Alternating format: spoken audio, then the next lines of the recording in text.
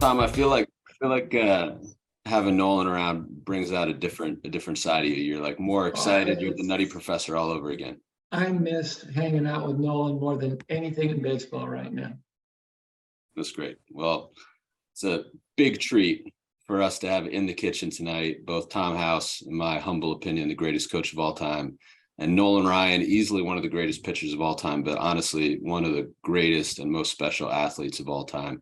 A career that just has no peer. Literally, Nolan, I think, holds the record for most records in sports. So we could leave it at that.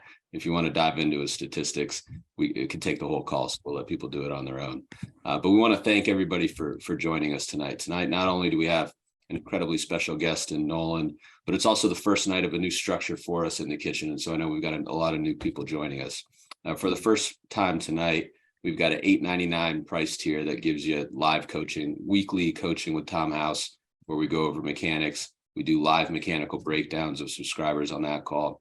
Weekly, you get a class with Jason Goldsmith going over, modern key mental performance issues, guided meditations from one of the great mental performance coaches of all time. And then obviously tonight we get at least once a month a very special guest. Over the next month, in addition to Nolan, you'll also hear from Clayton Kershaw and Drew Brees. So we're super excited about the roadmap for the rest of the month here. And then starting in the new year, we've got a slew of major leaguers joining us, showing us what they're working on in the offseason and helping us learn how to throw some of the special pitches that they're throwing today. Today with Nolan, it's particularly exciting for me because Nolan Ryan's a big part of the founding story of this company. I was a pitcher growing up, pitched in the minors before I became a lawyer and an entrepreneur. And really my failure to imitate Nolan is part of the reason I've been so interested in what we're doing at Mustard, and part of the reason we're working so hard to help the young pitchers that are in this class today. I studied Nolan intensely growing up. I really looked at his mechanics. I studied video, read the Nolan Ryan's Pitcher's Bible there. That's my actual copy from when I was a kid, with a little flip book that's all worn out from when I was reviewing it as a 12-year-old pitcher. I was reading everything Tom House wrote. I understood really well what a good pitching motion looked like. But I learned later on that's only part of the equation, right? Learning how to do it in somebody else's motion isn't really what we're after. You got to really understand how your own body moves. And part of that then to get to the next level is understanding the feel of what good looks like and not just what it looks like. So at Mustard, hope all of you have the Mustard app. That'll tell you exactly what's going on with your own mechanics, exactly what your own body's doing, both visually and with data. And then in classes like this, we can learn from the best of all time as to what they were thinking, what they were feeling when they were performing at their best. So again, Tom, Nolan, thank you guys for being here. Super excited for this class ahead. Glad to be here. Glad to be here. So to start it off, we want to get into kind of each of the mechanical variables that people track in the Mustard app and talk about what Nolan was thinking and what Tom was teaching. But first, I know you guys took a really holistic approach to mechanics. So Tom, Nolan, when you guys were thinking about mechanics, when you were working together, were there a few things that you thought were most important? Well, I'll lead it off and let Nolan fill in the dots. What I tried to do with Nolan was ask what he was feeling, what he thought he was doing, and where he wanted to be and why. And early on, I talk too much all the time anyway, and Nolan got very comfortable with telling me, Tom, leave me alone till I line it up. And I didn't take it personally, but I could never understand what he was talking about when he said, I wanted to line it up. Well, now we know with wireless EMG and seeing what goes on inside the body to allow us to see what goes outside the body. Nolan learned best when he had a feel for the mechanic, a feel for what we're trying to do.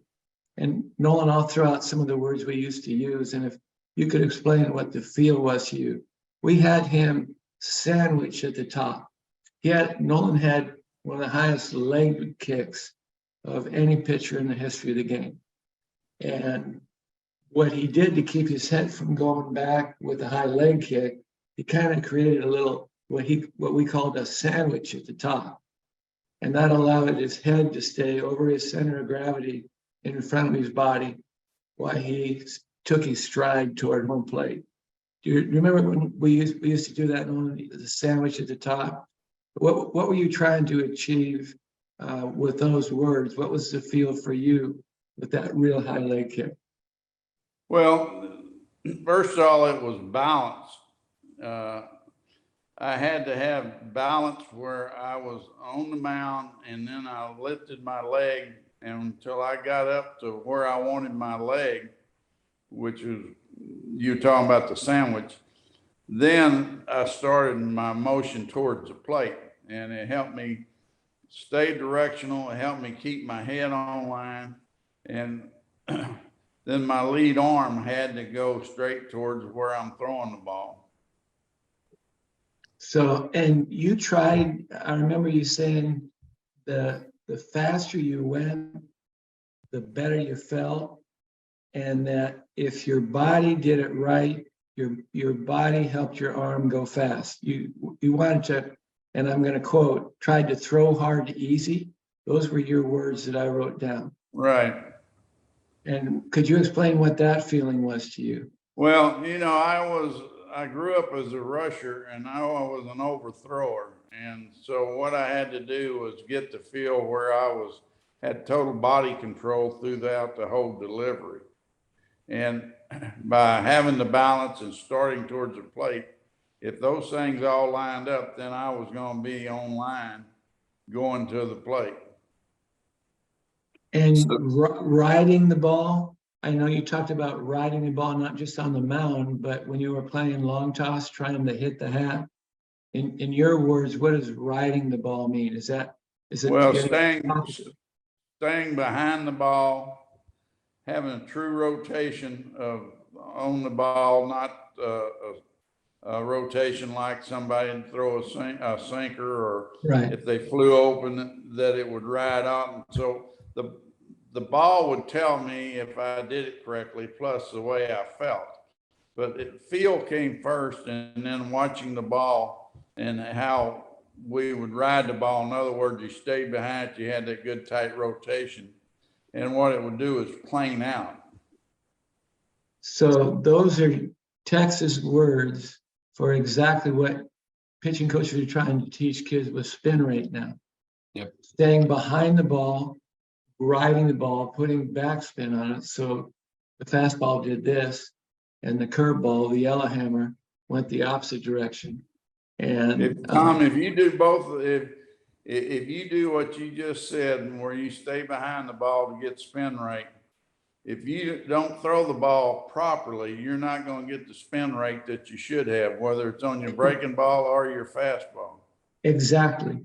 And what we can measure now with our vectors not lining up, Nolan could find it with that feeling. And well, I think this is so important. I just want to pause on it, Tom, because it's so similar to what we've heard from Clayton Kershaw, Lucas Giolito, Ryan Helsley, others who are throwing the baseball great today. This idea that when you're doing your long toss, when you're throwing your bullpens, you're really paying attention to the flight of the ball and the spin, not just relying on the tech you're using to tell you what the spin rate is, but really seeing how the ball's spinning, making sure the spin is efficient and in the direction that you want. And it seems like that visualization is doing something powerful for pitchers. You know, one thing we found with long toss was that when we were trying to ride the ball, by putting the cap out there between Tom and I did this drill together, and we'd put it out and we'd get further back from the cap. But by having that cap out there, you kept the ball on a lower plane and you got through the ball more. And a lot of people think they're playing long toss, and I call it ante over. When we were kids, we used to get one kid be on one side of the house, another one be on the other side of the house, throw the ball over the house, and you'd catch it and come back with the other way. Well, you're not accomplishing anything by doing that. And so that helps people ride the ball, is if they have something lower where they have to stay with the ball longer, trying to hit the cap. so let me throw this at you real quick. Nolan and I we get to the ballpark early and we'd try to get our work done before other players even showed up. But Nolan wouldn't leave the field until he'd hit the hat 10 times. And there were days that I thought we'd be throwing until midnight. And there were days, I remember one day he hit the hat at about 120 feet. The first 9 throws, missed one, and was 10 out of 11. So there are perfect days, and those days kind of equated to when he went out and threw a no-hitter. And the unbelievable thing about Nolan, when he looked at me and said, okay, we got it. Then I knew all his hard work, all his experience, everything that made Nolan Ryan was about to present itself for the fans that were watching the game. Well, Tom, I think you published in a book at some point that you should stay out there throwing, trying to hit the hat until you did it 3 times in a row or something like that. And I'm pretty sure my dad and I were out there until midnight a few times because of what you wrote in that book. So thanks for that. So Nolan sets the bar pretty high. Yeah. Well, that's good. So look, we got a few checkpoints. I just want to reiterate them. So balance, head on a line, and riding the ball were some of the feel checkpoints Nolan had.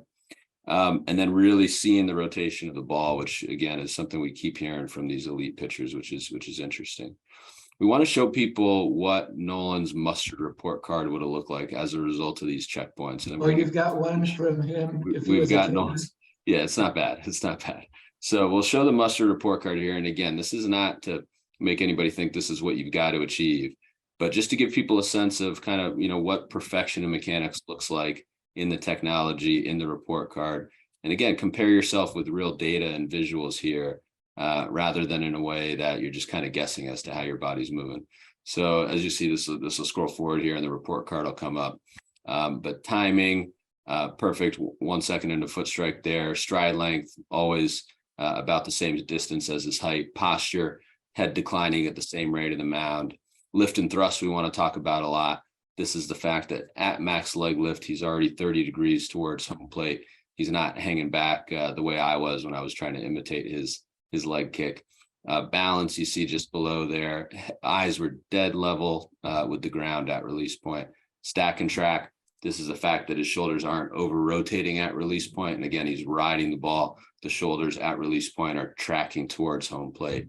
Torque retention, we want to talk a lot about. This is a key one for pitchers, both with some accuracy issues, but also for velocity gain, making sure you're not opening up too early. Obviously, Nolan wasn't doing that.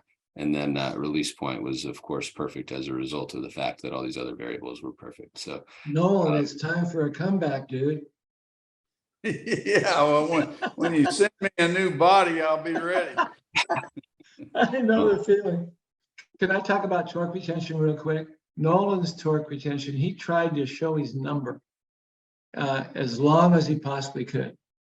And he really doesn't, I never talked about plantar flexion, but he showed his number and his plantar flexion. It looked like his foot was going to land, and then all of a sudden it went a foot further, and he hung on to his torque. He showed his number till the plantar flexion kicked in. And that's why he threw so hard, so easy. All his pieces lined up. Well, we've got some video Nolan pitching here that we're going to look at, and I think Dr. Tom House even makes a special appearance in some of these videos, which is cool. Oh, I do. Oh, you do, yeah. You were around. So as we're looking at this, Tom, maybe you can talk again, and Nolan, if you don't mind thinking about the feel here, because for a lot of pitchers, just to start with torque retention, which is one of the variables you can track in the app. In the app, we're looking at, do your shoulders start to open up before foot strike? But really mastering this variable is something super important for velocity gain, but also important just for direction, riding the ball, keeping your head on a line. So Tom, can you give us, as we're looking at one of these videos, give us what you're talking about with plantar flexion and torque retention here? That's exactly what we're talking about right there. Watch his lift. Now, when his leg is lifting, pay particular attention. He's got a big behind, and his big behind is on its way. He's still lifting his leg, and his rear end's going forward, and his lift leg is actually going backwards. It's not backward a lot, but that basically forces him, by having the leg go backward while his body's going forward, he's going to create late hip rotation, which we're just now starting to understand. And late hip rotation means more hip velocity to deliver through the torso into the shoulders. Now watch how long that left shoulder stays buried. As he comes out, His eyes are level, looking right over his shoulder, perfect opposite and equal, plantar flexion. His body, his shoulders are totally squared up to home plate when the ball leaves his hand. And look where his glove is relative to his front foot. And it stays there all the way through the delivery. When the ball leaves, see that look right there? That text, that's perfect. We really didn't know at that time how perfect it was. But your glove basically is set in concrete right there. And every ounce of momentum is going toward home plate. You don't have anything in your body that's not lining up toward home plate. Well, this is the Randy Johnson, Nolan Ryan fastball video. Remember, Nolan, remember when it took Randy like 40 takes to say, hi, my name is Randy Johnson. Information on this video helped me lead the American League in strikeouts. It took him like 40 takes to get that. But we're gonna have to let Randy defend himself on that sometime. yeah, we'll definitely do it. But that just reminded me. This is Nolan, just to go back for a second. So Tom hit a few of the mechanical variables there that we want to hit, which is awesome. I just want to ask you more about this, what we call torque retention. So, you might just call it staying closed. So showing the number, was that a key for you? Was that something you developed later in the career? Well, that was a result of me staying closed as long as I did. And I wanted to stay closed as long as I possibly could and get out over my front leg. So that in his words is torque retention, late rotation, and release point after stack and track. So the feel for you, Nolan, didn't have anything to do with the number so much. It was stay closed as long as possible. Right. And that was a result of it. Now, another thing I see a lot of kids do is, you see how my head is. A lot of kids will what we call leak with their head. They'll start leaning their head back towards first base if they're right-handed. And they lose, if they do that, they lose direction. And my oldest son, Reed, when he was in high school and college, I had to work with him on keeping his head down because he wanted to leak. That was just was something that he had developed, and I don't know if it was a feel thing or what, but I really had him work on keeping his chin down, and that would keep his head more on line. Well, I'm gonna steal that from Nolan. Bury your chin in your chest, and you can't leak with your head. So this gets to, it's funny how the variables link together, right? Because this gets to what we call the balance variable. So Nolan, in the app, at release point, the moment the ball comes out of the hand, we're measuring the spine angle. And the fault that you're talking about is a kid would pull off towards first base here, and the arm would flare out as a result, all sorts of accuracy. Yeah, once their head tilts, they lose their direction. So tucking the chin from max leg lift through foot strike, it sounds like helps you, number one, stay closed, and then number two, stay on line. Yes, stay on line. Yeah, so that's a great one. Tuck the chin. Well, I'm going to use that. You're going to see that somewhere next week, Nolan. Well, it reminds me of one we heard from David Bednar, the Pirates closer this year. He talked about using his front shoulder as his sight line for the target as long as he could. Did you ever think about that? Well, what I did, I used my elbow. So it's basically the same thing as what he's saying. So tucking the chin at the same time you're using your front side as a sight line. There's something interesting there. I hope the kids that are watching this are writing that down, because how simple is that? Tuck your chin, point your elbow. Awesome. Tuck your chin, point your elbow. Can we see, guys, some of the video from the front view of Nolan? Because I think it's super powerful for people to see how level his eyes are at release point, which is a shorthand way of kind of thinking about the balance variable that we're talking about here. So right at the release point, obviously he's throwing 70% here, which is still faster than I could ever throw, which is fine. But eyes are dead level at release point. And any pitch you see in Nolan, especially second half of a career, eyes are dead level at release point there, which as he's saying comes from keeping that chin tucked. Tom, if we look at that kind of few frames again, Interesting that you talked about the glove as we were looking at the side view, but we actually measure that variable from the front view in the app. Can you talk about his front side here and what you're seeing? Yeah, his eyes level, obviously, glove in front of the torso and inside the width of the body and over the front foot. I mean, he checks all the boxes here. And remember, this is, if I remember correctly, at Alvin Junior College, and it's in the morning early. Yeah, and even at 70%, his back foot stays on the ground for about 2 of his feet. It's perfect. I mean, I'm looking at this thinking you can kind of understand why he had the longevity that he did, because he's not taking anything out of his arm. His body delivers his arm and he throws the ball hard, easy. Look how effortless it looks. He's just flipping the ball. Yeah. Yeah. Well, some of the game footage, it looks like he's doing it easily, but it looks like he's exploding with a rocket launcher. Oh, he is. They didn't call him the Express because he came toward home plate slow.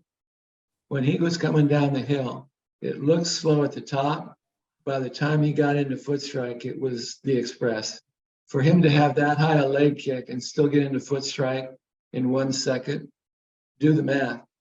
And Nolan, if I remember correctly, your stride was about right at 7 of your feet, maybe 7 1/4 of your feet. Right. So again, for everybody listening, this is something you can track for yourself in the Mustard app. We want people to get to what we call 90% of their height in the Mustard app, just because we're measuring from the ankles rather than the toes. So when Tom's talking about it, he's measuring all the way to the toe of the front foot. So 90% acceptable when you're tracking in the app.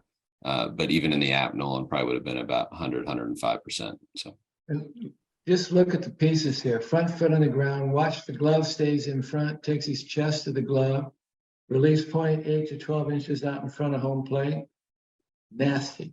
Woohoo! Can we look at the lift and thrust again here from this clip if we just back it up a little bit?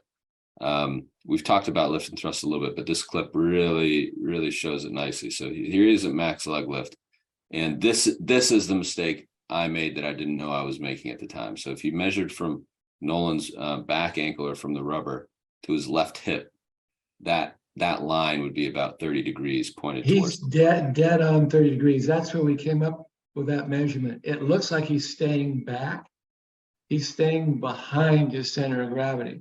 But right now, his momentum is really kicking in. And the only place his rear end can go right now is directly at the target. So Nolan, we talk a lot, now that we're getting all sorts of data on the way people move and, the swing and pitching mechanics, we talk a lot about feel versus real. And it's so important for young athletes to understand the proper feel rather than just looking at the data points. So you're saying that when you're at max leg lift there, even though it looks to us like you're already moving towards home plate, the feel for you was balance at that point. Right. Is there, and you were that left leg, did you feel the left leg going If back? I didn't feel like I had balance and control of my body, then I usually was flying open and the ball would be going up and in to a right-hander because I wasn't behind the ball. Mm-hmm. And it was because of my delivery. Was there a feeling of being coiled in this position? I mean, Tom was talking about your right leg's going forward, your left leg's going back. Is that a sensation you ever felt? No, you didn't feel. The feel was on your left side with your lead leg and your arm and shoulder. Tom, when you're working with young pitchers, is this something where Nolan naturally went fast, and so you didn't need to teach him to go fast, but a lot of young pitchers you got to kind of teach to get the express going? Well, full disclosure here, Nolan he did so many things right when he joined the Texas Rangers. And all we did was add a little technology into what he had already brought from what I would call old school. And his feel for pitching, when he felt right, was a perfect model. Maybe the one thing that we did, and Nolan, you can correct me if I'm wrong, we paid a lot of attention to recovery for him. And I think I mentioned off camera before we started, that he did most of his mound work with a towel, which enabled him to have perfect mechanics with a 3-ounce towel, to where he could get all the skill work he needed with a 3-ounce hanging onto it. And he did all his throwing on flat ground. And now we know that throwing on flat ground builds strength with no risk to the backside of your shoulder. And using a 3-ounce towel hanging onto it going down the hill builds arm speed with no stress on the backside of your shoulder. Now we have the numbers to support that. But Nolan we kind of figured out that towel drill intuitively. And I don't remember when you started doing it a lot, but I think it was right after you joined the Rangers. The towel drill seemed to line Nolan up and allow him to get repetitions off the mound without taking anything out of his arm. Do you remember when you first started using the towel as part of your workout, Nolan? No, I don't. I don't remember it the first or second year that I was there. It's probably the second. So, Well, Tom, I want to Yes. pardon me. I want to talk more about what you guys did on recovery. Obviously, it was revolutionary. Just if we can just finish on mechanics, and it's relevant to the towel drill. okay. I mean, I think lift and thrust again, just to kind of wrap it on that, so important for users to understand, because we're so used to watching pitchers just from center field, and you don't realize how much they're already moving towards home plate when they get to that max leg lift. So going further, faster, a feel we've heard from Tom and Nolan there, super important for people to kind of internalize. And then I want to talk about this notion we hear a lot of in pitching, Nolan, of getting on top of the ball. Nolan, you talked already about young pitchers sometimes pulling their head offline towards their glove side. And I know Tom's found that sometimes that comes from people trying to kind of artificially get on top of the ball. Was that a phrase you ever heard? Was that something you thought about in relation to the spin of the ball? The term ask me that again. I didn't quite follow you. Yeah. Did you ever think about getting on top of the ball or staying through the ball? Were those feels for you?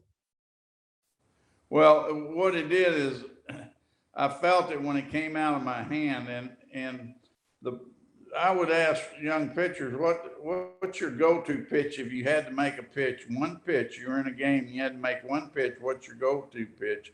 And every pitcher needs to know what that is. Mine was low and away to a right-hander or to a left-hander, because I stayed with the ball and I knew it was going to be my best fastball if I made that pitch. And it had that tight rotation and the spin rate that we're talking about.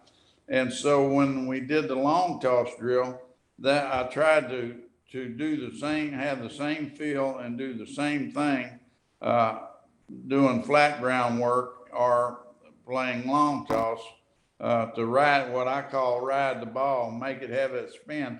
And when I say ride the ball, is that ball will plane out. It won't have a hump in it, or it won't sink on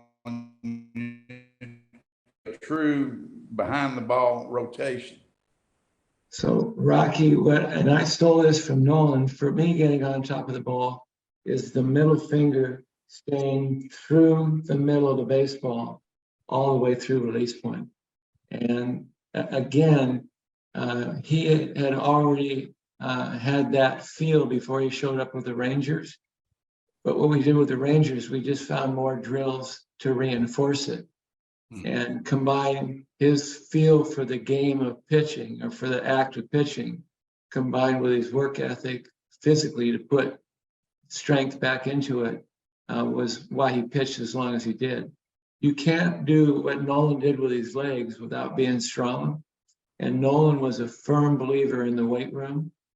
And we learned a lot of stuff about that also, working together.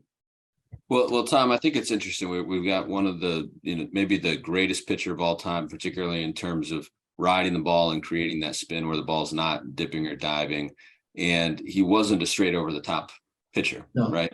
So maybe you could tell folks a little bit some of your keys for finding your proper arm angle and how that creates the spin you ought to have. Well, that's a great setup for me. We found that if your eyes are level at release point, that is your natural arm slot. And there are guys that have long arms and guys that have medium arms and guys that have inside routes. But at release point, if your eyes are level, no matter what your arm path and arm angle is, it's going to be your natural arm slot. The millisecond your head starts to tilt, your arm slot gets affected, and it's almost impossible to ride the ball. And I don't know if you were listening when Nolan said when he spun out a little bit, when he didn't have that feeling, his ball always took off up and into a right hand. And the good thing about an experienced pitcher, he could recognize that and make the adjustment in game competition. And that takes a while. It's a veteran move to be able to do that. And that's one of the reasons that Nolan was so successful for so long. He could make mid-game, mid-inning adjustments accordingly. So to reinforce eyes level, your arm slot is taken care of. That's great. No, appreciate that. And for the coaches and the players using the Mustard app at home, if you're looking at your balance metric, if you're getting it close to 0, that means the arm angle is where it ought to be. The other thing you might look for there that Tom's talking about is your swivel metric. Is the front side firm? And you can look at the data, and you can also just look at what the athlete looks like at release point. If it's a firm front side and eyes are level, arm angle is probably where it ought to be, according to Tom. So thanks for that. We're going to move on from mechanics, and we want to talk a little bit about recovery. And we want to talk a little bit about your guys' kind of holistic approach to pitching and some other things that came from that. And then we've got a slew of questions from people who are in the class with us. For anybody listening, if you have questions on anything we covered already or anything else you'd like us to talk about, feel free to put it in the chat. We're going to get to as many questions as we can. Normally, we try to bring people up on stage to ask questions, but we got so many today. I'm just going to ask them so we can try to get to as many as possible. So with that, let's transition and talk a little bit more about recovery, guys. So, Nolan, famously, we're so obsessed with pitch counts now. Nobody throws more than 100 pitches in a game and all that. And Nolan famously once threw 240 pitches in a game and then still did great in his next start on normal rest. 4 days later. 4 days later, yeah, normal rest. So you guys, you start working together. Literally some of the things you figured out together were revolutionary. I mean, decades ahead of what anybody else was doing at the time, and still a huge impact on the game. Can you give us kind of 2 or 3 keys in your minds of most important things for recovery? Can I lead it off, Nolan? You can close it up. Nolan and I had a common denominator in a fellow named Gene Coleman, who was the conditioning coach for the Astros. I was a minor league pitching coach for the Astros when Nolan was there in the big leagues. And Gene Coleman was probably one of the first weight trainers, would you think, Nolan? One of the first guys that understood. Right. I think he probably was the first one. If not the first. Anyway, Gene had a huge influence on me. And all I did was kind of borrow some of his things and turn it into some functional strength, not just absolute strength. And when Nolan joined the Rangers, he had the same background with lifting that I did from Gene Coleman. And then we both went on to learn together, because the guy that was our general manager, Tom Grieve, and our field manager, Bobby Valentine, actually put in a weight room. And at that time, Nolan, when you first started lifting, how many big league ballparks had weight rooms in them? That's why we had to go find us a gym to work out in on the road. You remember those days? Right. There just weren't any weight rooms in major league clubhouses. Wow. Rocky, can I have a 30-second story here? This is Please. And I'm not going to embellish. This is the honest to God truth. We've won a ball game on a Saturday night in Cleveland. Nolan, I think it went extra innings, and Nolan won the game. We finished and got back to the hotel about 1:30 in the morning. And at 6 a.m., Nolan and myself and the whole pitching staff, we had found a guy that had a gym in one of the downtown high-rises. He opened the gym up, not because of me, but because of Nolan. And we actually lifted weights downtown Cleveland, 6 a.m. on a Sunday morning with the whole pitching staff. Remember that, Nolan? I remember him very well. We were getting off the bus and I said, Nolan, you want to postpone in the morning? He said, no, I'll see you in the lobby at 6 a.m. And not one of the kids on the pitching staff stiffed us. We all went to the weight room together. I forgot that we had to go find, weight rooms because a lot of the ballparks didn't have them in place. Some of those places, they were just pure bodybuilding type weight rooms, and we'd be in there doing our stuff, and you'd have these guys in there that they were more looking in the mirror than anything else. Well, how did you? We get the question a lot, kind of in season lifting versus out of season lifting, especially when it comes to recovery in season. How did you guys think about that? How did you change programs when you got in season? Well, we actually did it based on your role. We were in the weight room at least 3 times a week. If you were a reliever, you probably did heavy lifting and minimum bites. You got the same volume in a given week, but you broke it into 5 workouts. A starting pitcher like Nolan would do 1 big lift after a start and then a tune-up lift before his next start. And that's how they got the heavy stuff taken care of. And around that, we did dumbbells and elastic cords and the functional stuff. When you're in season, is it the big lift the day after pitching? That for most of them, but especially for Nolan, that was the best day for him. Right. We found, one of the things that we were challenged with was dealing with the aging process. And so we were always trying to fine tune our program that would help benefit what we were doing and what I was experiencing. And then when we started doing it with Dr. Yeti, his program, it gave us a better picture of what we really were dealing with, and we were pretty much on course. Yeah, and things as simple as Nolan stopped running on hard ground, started doing more running in the pool. Nolan did more backwards running.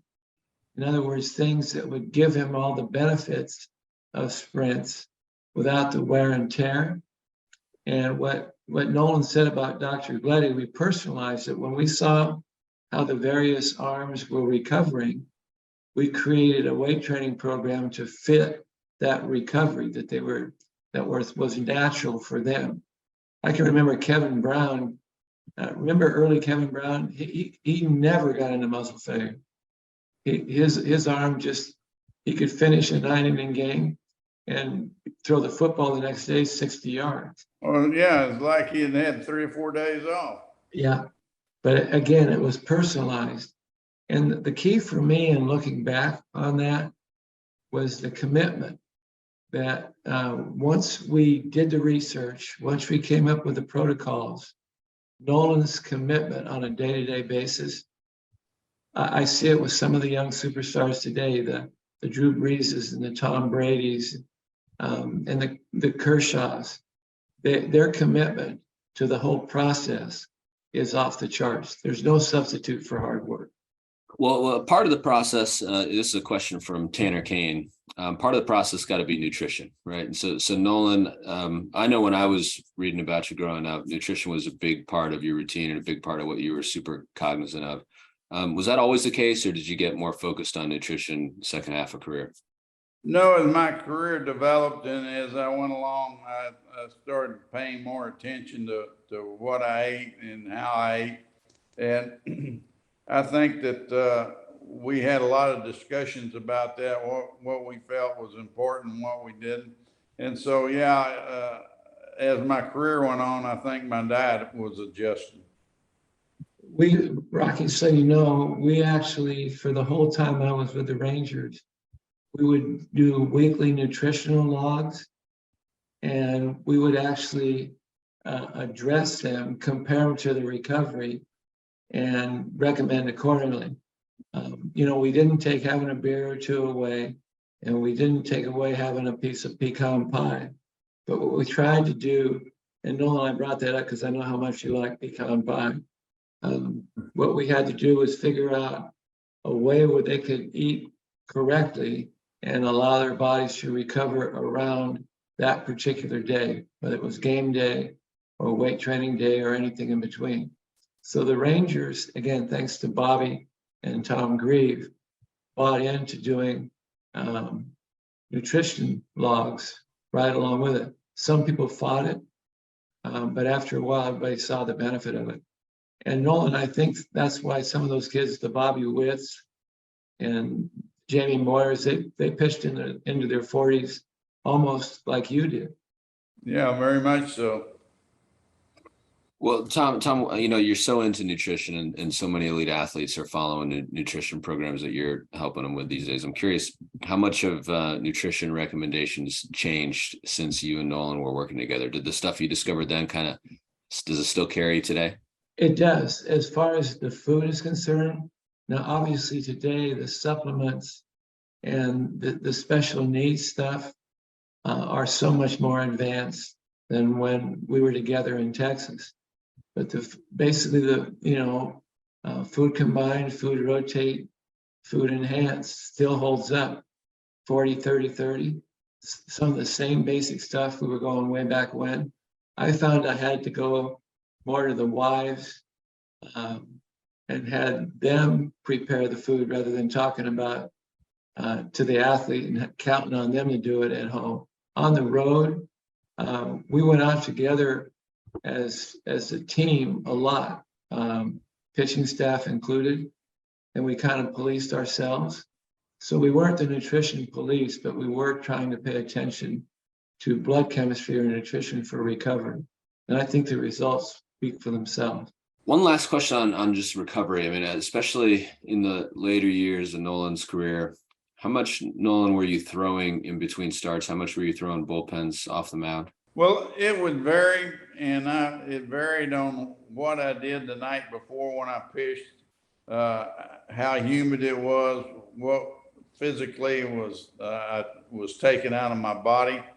And so I didn't do the exact same I did the same routine, but I might vary how much I threw long toss versus flat ground, depending on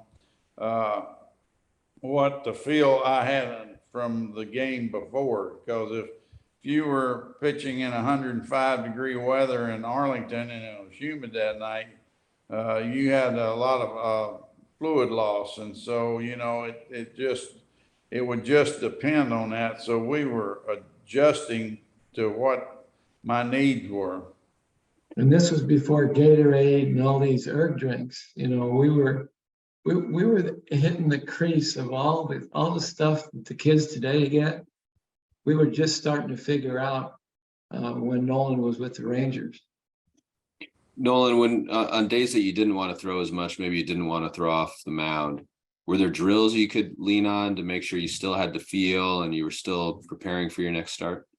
Well, between the long toss and the flat ground, and if I was inconsistent with my breaking ball, I might get to a point in my focus that day, once I was on flat ground and I was good and loose, that I would work on my curveball and on my grip as far as it coming out of my hand with tight spin. So flat ground for you, would it still be 60 feet or would it be shorter than that? It'd be shorter than that. So we got this question from a couple folks in the class, Roger Sorensen in particular, I see. Would you say that was kind of the most important drill for you was throwing short flat ground? Well, I think it's very important because I think, as Tom said earlier, you can throw as much flat ground as you need to. And so if you're working on something, you don't have to worry about jeopardizing your next start or affecting your next start because of your flat ground. But I think if you got on the mound with the incline, now you're totally talking different opportunity there. Yeah, Tom, so how would you think about that, for the kids listening and coaches listening, kind of balancing throwing off the mound versus throwing off flat ground versus using the towel, mixing and matching thereof? thanks for setting this up, but the bottom line is every kid is different. And you have to look at, is this like a 12-year-old that has arm speed without arm strength? And what are his pitch totals and what is he expected to do by his coaches when he does go between the lines?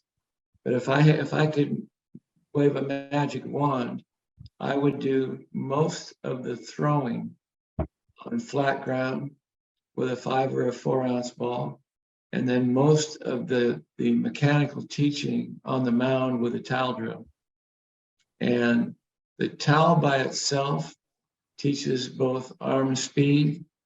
The towel drill to a target is where skill is added in. And the towel drill off the mound doesn't take anything out of the decelerator muscles in the backside of your shoulder. And what Nolan kind of figured out intuitively, and he said it perfectly, depending on how he felt, that he would throw on that given day to his level of tolerance. If he felt really, really good, he might throw a 45 pitch flat ground. If he was a little fatigued or wasn't recovering as fast as he thought he should, then he might throw, it would be a breaking ball day. We called it a touch pen. If he was having trouble with breaking ball command, he would spend more time throwing the breaking ball than his fastball and changeup. But he always went about it with a purpose of throw on flat ground, towel on the mound, compete on game day. Well, I think the way you broke that down, Tom, so helpful for coaches and players in the class. I mean, I think a great use of the mustard technology for the folks in the class that are using it.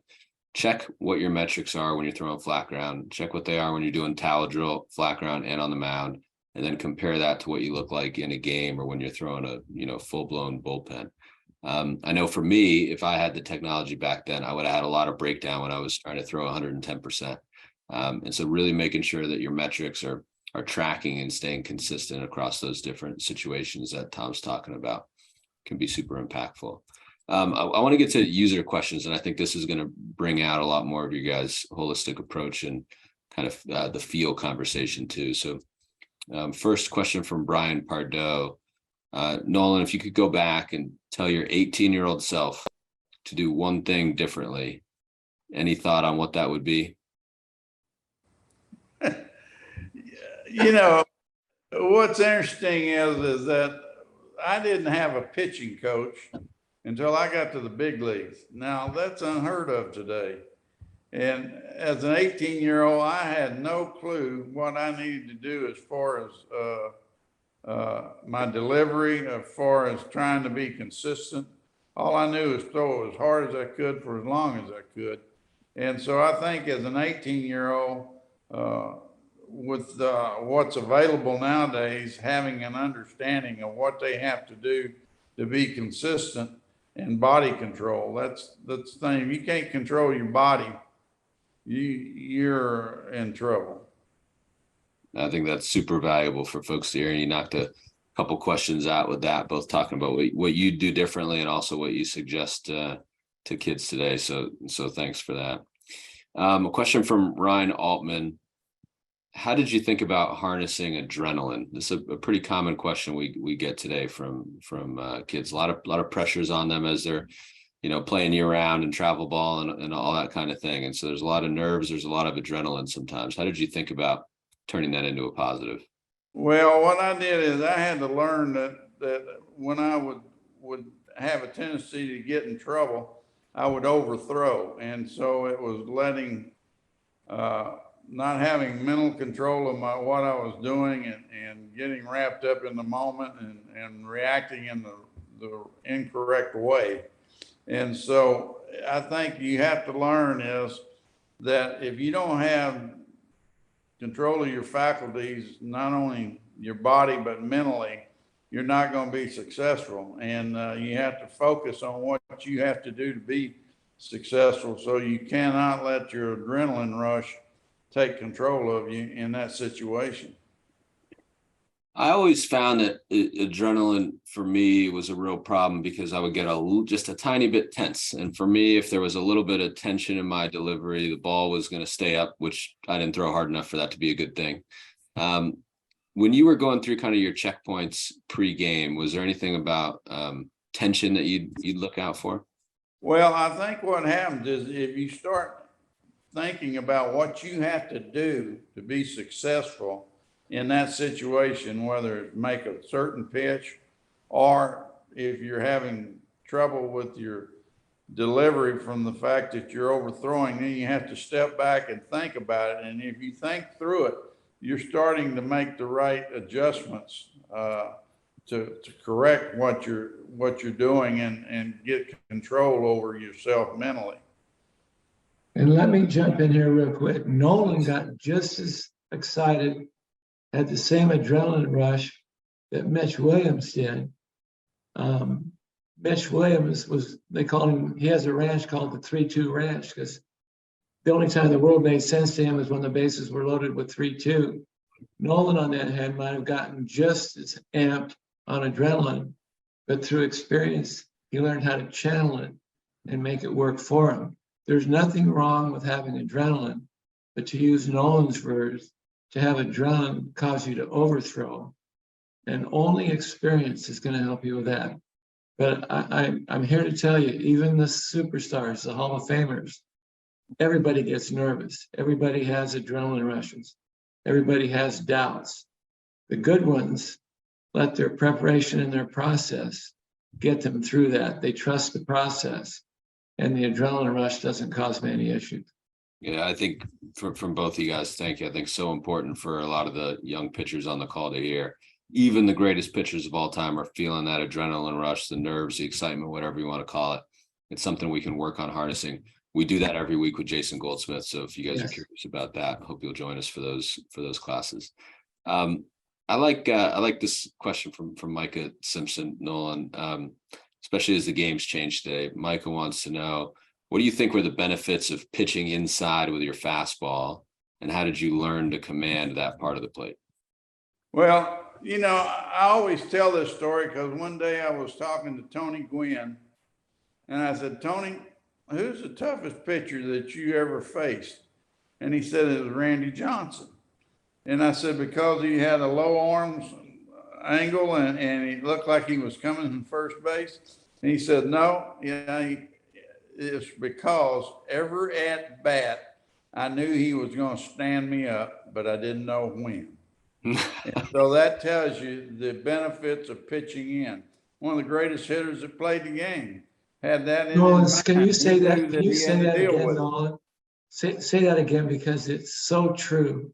And kids are afraid to pitch. Say it again. And I think it's one of the things you did better than any pitcher I ever saw. So what did Randy say again? Randy said, Tony said that he knew every at bat that Randy Johnson was going to stand him up, meaning that he was coming in on him, and he didn't know when it was going to be, but he knew it was coming. Well, pitching inside's an art, and that's when you talk about pitching inside, you're not talking about hitting people. You're talking about throwing the ball in so they don't look out over the plate, or they go out and try to cover the outside part of the plate. And so what happens is they know you'll pitch in. Don Drysdale helped me on this one time. It used to be if you had somebody 0-2, you'd come in on them. And Don says, Nolan, if you're going to come in on 0-2, come in on them again on 1-2, because they're thinking you're going to go out of way, and he was right. And so I would back it up with another pitch, but it'd be in, try to make a strike out of it. You end up jamming a lot of people, or they take their pitch. Was commanding that inside pitch something you had to work on throughout your career? It's part of the mental game that you have to make yourself learn to pitch inside and have confidence that you pitch inside. And sometimes you're going to hit people, and you can't let that come into being a factor in your approach to pitching inside. Part of the bargain of playing baseball is that pitchers are allowed to accidentally hit batters. The batter gets first base. That's just part of the deal we all sign up for. Well, with the armor they have on now and stuff, it's probably a little easier for them to handle it. Yeah. When Nolan and I first got to the big leagues, they had liners in felt hats. They didn't even, helmets weren't even mandatory. Remember those days, Nolan? Yeah, Pete Rose was the last guy I knew that used one of those. They called him a Scully. Yeah, a little Scully. Yeah. So that's how long ago we played. Whoever's listening and watching this, let me be Nolan Ryan real quick. Tom, half the plate's his, half the plate's mine. He just don't know what half I want. There you go, Mike. You can take that one away. Well, I think it's interesting thinking about kind of how the games changed, both at the high levels, the way you guys just described, but also at the younger levels. And again, a lot of kids today playing year round, very intense from a very young age. And so, Nolan, you already gave some advice to kind of the 18 to 20-year-old folks, but we got this question from John Fedoric, that I'm pretty curious for your reaction to. What were you actually doing for your pitching development when you were, let's say, 10 to 18? What were the things you were doing then?